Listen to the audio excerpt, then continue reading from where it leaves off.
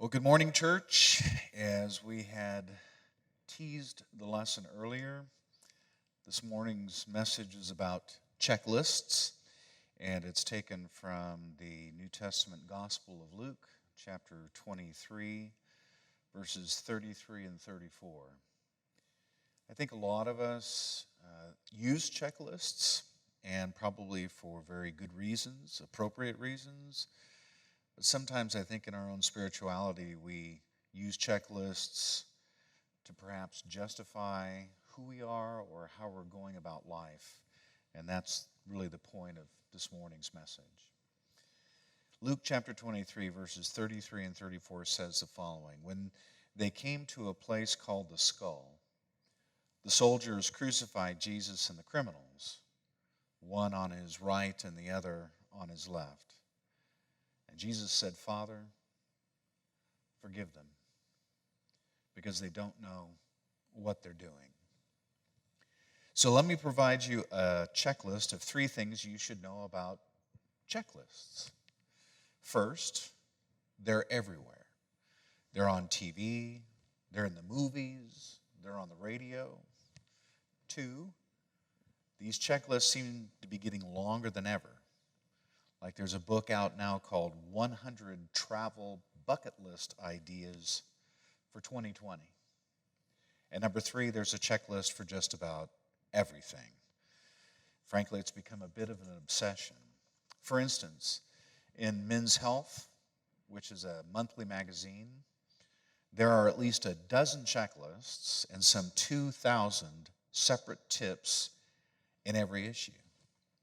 And checklists are perfect for guys like me with a fairly short attention span because it tells you right up front in this magazine how long it's probably going to take you to read the checklist. If it says 5 things, you're like, well, all right, I've got that. I've got a couple minutes. I'll read that. But if it's 100 things or it's 1,001 things, then it's like, wow. I'm going to need a fresca and a tuna sandwich for that one. I think I'll take a pass. A colleague relayed a story about a woman who had nearly missed a flight that he was on. In fact, he thought he had the row all to himself until he looked up and saw her huffing and puffing down the aisle, dragging 2 really large bags. "I hate to fly," she blurted out as she kind of plopped into her seat. "I put off getting here as long as I could." And my friend described her as tall, young, blonde, tan, and extremely talkative.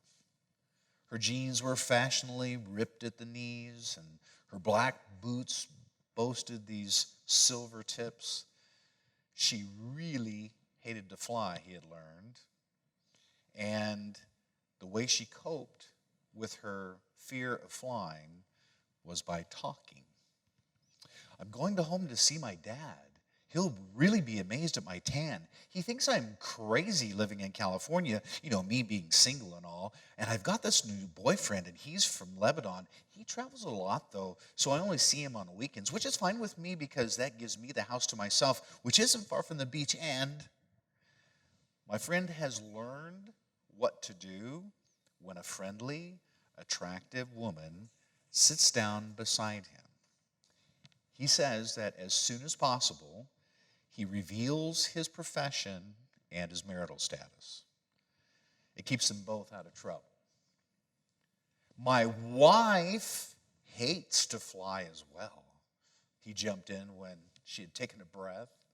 "So I know how you feel. And since I'm a minister, I know a section of the Bible that you might like to read as we take off." So he pulled out his Bible out of his briefcase and opened it to the 23rd Psalm. And for the first time, the woman was quiet. "The Lord is my shepherd." She reads the words and then looked up with a broad smile. "I remember this," she said, as the plane began to take off. "I read it when I was really young." She turned to read some more, and the next time that she looked up, there was a tear in her eye. It's been a long time. It's been a long, long time. She explained how she'd once believed, how she had become a Christian when she was young, but she couldn't remember the last time that she had been to church. They talked for a while about faith and second chances. Then my friend asked her, "Do you believe you'll go to heaven?" "Yeah," she replied. "Do you think you'll go there?" he said. She looked away for a minute and then turned and answered confidently, Yeah, I know I'm going to heaven." "Well, how do you know?" "How do I know I'm going to heaven?" She grew quiet as she was formulating her response, which was her checklist. "Well, I'm basically good. I don't do drugs. I exercise. I'm dependable at work." And she had counted these moments on her fingers. And then said, "Oh, and I made my boyfriend get tested for AIDS." Ta-da! You see, that was her checklist, her qualifications. By her thinking, heaven could be earned by good health habits and safe sex. Her line of logic was very simple. I keep the checklist on this side, and I get the place on the other side. But before we're maybe a little too hard on her, let me ask you a question. What's on your checklist? Most of us, I think, are a bit like that girl on the plane. And most of us think we're basically good people, that we're decent, hardworking folks, and we have a checklist to prove it. Maybe ours doesn't include exercise or AIDS, but we have a checklist. Like, well, I pay my bills, I love my spouse and kids, I'm better than Hitler, I'm basically good. Most of us have these checklists, and there's a purpose for them, to prove that we're good. But there's a problem with those checklists. None of us are good enough. Paul made this particular point when he placed two short fused sticks of dynamite in the 3rd chapter of the letter that he wrote to the church in Rome. The first is in verse 10, where he says, "There is no one who always does what is right, not even one." Did you catch that? No one. Not you, not me, not anybody. And the second explosion occurs 13 verses later in verse 23 when he says, "All have sinned and are not good enough for God's glory." It's like, boom. So much for your checklist. So much for being basically good. But if that's the case, then how do we go to heaven? If no one is good, if no checklist is sufficient, if no achievements are even bordering on being accurate, how can a person be saved? And the truth is, there is no question that is more crucial than that. And to hear Jesus' answer to it, we should consider the last encounter that he had before he gave up his spirit, an encounter with a criminal. And that's the text that we read earlier this morning. Now, some would like to think that the two thieves in the story were victims. They were undeserving of their punishment. They were good men who got a bad rap, patriots who were dying a martyr's death. But that's not the case, because Matthew dispels that notion with one single word in one single verse. In Matthew chapter 27, verse 44, he says, "The robbers who were being crucified beside Jesus also insulted him." You know, tragedy has a way of revealing a person's character. And the tragedy of this crucifixion reveals that these two thieves had no character. They slander Jesus with their very last breath.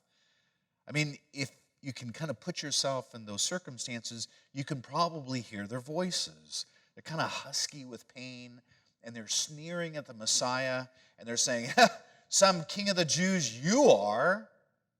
Life's pretty tough as a Messiah these days, right? How about a little miracle, Mr. Galilean? Ever see nails that size in Nazareth? Hey, carpenter, did you make that thing that you're hanging on? Now, you would have expected that from the Pharisees. You might have even expected it from the crowd. Even the mocking of the soldiers at the foot of the cross isn't surprising. But from the two thieves, crucified men insulting a crucified man? That's like two men with nooses around their necks ridiculing the third one on the same platform. Or maybe like two POWs before a firing squad taunting each other's misfortune. I mean, could anyone be blinder? Could anyone be more vile than these two thieves? No wonder these guys were on the cross. I mean, Rome had deemed them worthy of an extremely ugly torture. Their only value to society was to serve as a public spectacle. Strip them naked so all will know that evil can't hide. Nail their hands so all will see that the wicked have absolutely no strength. Post them high so all will tell their children that's what happens to evil men. And every muscle in their body is screaming for relief. Nails pulse through their arms. Their legs are contorted and twisted, seeking comfort, but there's no comfort on a cross. Yet, even the pain of the spikes won't silence their spiteful tongues. These two men will die just like they lived, attacking the innocent. But in this particular case, the innocent person who's being attacked doesn't retaliate. The man that they mocked wasn't much to look at. His body was whip-torn flesh yanked loose from its bones. His face was a mask of blood and spit. His eyes were puffy and swollen. King of the Jews was posted above his head. A crown of thorns had pierced his scalp. His lip was probably split. Maybe his nose was bleeding. Maybe even a tooth was loose or missing. The man that they mocked was already half dead. The man that they mocked had been severely beaten. But the man that they mocked was at peace. Father, forgive them because they don't know what they're doing. That's what Dr. Luke said in Luke chapter 23, verse 34. After Jesus' prayer, one of the criminals began to shout insults at him. This is in verse 39. Aren't you the Christ? Then save yourself and us. The heart of this particular thief obviously was totally hard. The presence of Christ crucified meant nothing to him. Jesus is worthy of ridicule, so this particular thief ridicules him. And he expects his chorus to be harmonized from the cross on the other side of Jesus. But it isn't. It's challenged instead. You should fear God. You're getting the same punishment he is. We are punished justly, getting what we deserve for what we did. But this man's done nothing wrong. That's what Luke records in verses 40 and 41. And I think that's pretty unbelievable. The same mouth that cursed Christ is now defending him. So what happened? What's he seen since he's been on the cross? Did he witness some sort of a miracle? Did he hear a lecture? Was he read a treatise on the Trinity? No, none of that happened. According to Luke, all that thief heard was a prayer. And it was a prayer of grace. And that was enough. I think something happens to a person who stands in the presence of God. And something obviously happened to that thief. Because I want you to read his words again. We are punished justly, getting what we deserve. But this man has done nothing wrong. I think that's kind of the core of the gospel in one sentence. It's the essence of eternity through the mouth of a felon. What he's saying is, I'm wrong and Jesus is right. I've failed, but Jesus hasn't. I deserve to die. Jesus deserves to live. And I think the thief knew precious little about Jesus, but what he knew was precious indeed. He knew that an innocent man was dying an unjust death with no complaint on his lips whatsoever. And if Jesus can do that, maybe he's thinking, he just might be who he says he is. So the thief asks for help. Jesus, remember me when you come into your kingdom. And I'm imagining that the heavy head of Christ lifts and turns. And the eyes of these two men meet. What Jesus sees is a naked man. And I'm not talking about nakedness per se. I don't mean that in terms of lacking clothing.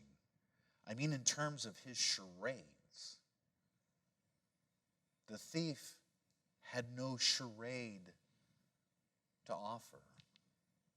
He has absolutely no cover. He has no way and nowhere to hide. His title, scum of the earth. His achievement, death by crucifixion. His reputation, criminal. His character, depraved until the last moment, until the final hour, until the last encounter, until now.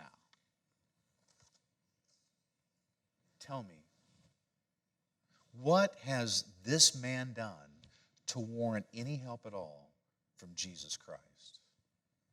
He'd wasted his life. I mean, who's he to beg for forgiveness? He publicly scoffed at Jesus. What right does this man have whatsoever of praying that prayer? Well, it's the same right that we have to pray our own. You see, that's me and you on that cross. Naked, desolate, hopeless, and estranged. That's us. That's us asking, in spite of what I've done, Jesus, in spite of what you see, my Lord, is there any possible way you could remember me when we all get home? And in that moment, we don't boast. We don't produce our checklists. Any sacrifice appears silly when placed before God on a cross. It's more than we deserve. But we're desperate, and so we plead. We plead as have so many others in the Bible. The cripple at the pool, Mary at the wedding, Martha at the funeral, the demoniac at Gerasene, Nicodemus at night, Peter on the sea, Jairus on trial, Joseph at the stable, and every other human being who has dared to stand before the Son of God and admit his or her need. We, like the thief, have one more prayer. And we, like the thief, we pray. And we, like the thief, hear the voice of grace. Today, you will be with me in paradise. And we, like the thief, are able to endure the pain, knowing one day he'll take us home. And church, you can put that on your checklist. Do you know Jesus? Do you know the Christ crucified? Most of you here do.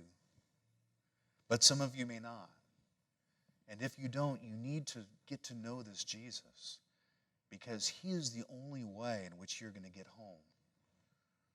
The God who created all of us created a way for us to be able to return, that despite our sin, despite our wrongdoings, God has provided a path back home. But that path must go through his Son, Jesus Christ, who gave his life as an atoning sacrifice for you and for me, so that through his perfect life and wrongful murder, we can be redeemed and have our sins forgiven forever. That's a relationship that we all need.